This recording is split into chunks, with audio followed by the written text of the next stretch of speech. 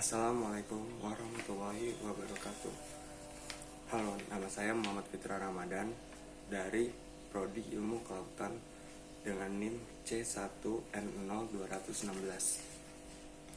Saya akan memaparkan acara 2 yang bertema pengamatan sel. Dengan pertanyaan, berdasarkan hasil pengamatan yang dilakukan pada video, jelaskan peredaran sel hewan dan tumbuhan. Ada dua macam sel eukariotik yang mempunyai materi penyusun relatif berbeda, yaitu sel hewan dan tumbuhan. Struktur dasar sel hewan dan tumbuhan adalah sama, tetapi dalam perkembangan selanjutnya, kedua jenis sel tersebut mengalami perkembangan sesuai dengan lingkungannya, sehingga ada perbedaan. Beberapa perbedaan antara lain pada tumbuhan terdapat dinding sel, vakuola, dan plastida, sedangkan pada hewan tidak ada. Berdasarkan struktur yang terdapat pada sel hewan, ada beberapa organel yang perannya sangat berbeda dengan tumbuhan.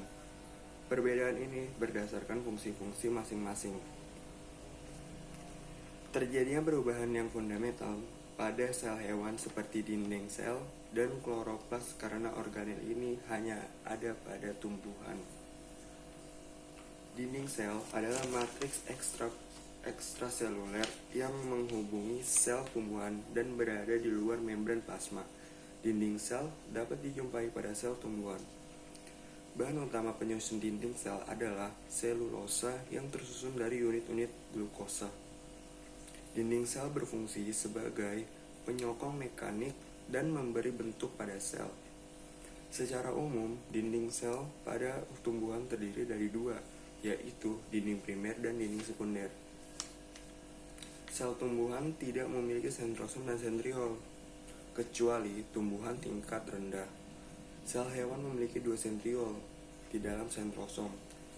Saat pembelahan sel, tiap sentriol saling memisahkan diri menuju kutub yang berlawanan dan memancarkan benang-benang gelondong pembelahan yang akan menjerat kromosom. Sel hewan meliputi mitokondria, ribosom, retikulum endoplasma, badan Golgi, sentriol, lisosom, sentrosom, nukleus, membran sel, sitoplasma, vakuola. Adapun sel tumbuhan memiliki dinding sel, membran sel, sitoplasma atau protoplasma, nukleus atau inti sel, retikulum endoplasma, ribosom, mitokondria, badan Golgi, plastida atau kloroplas, dan vakuola.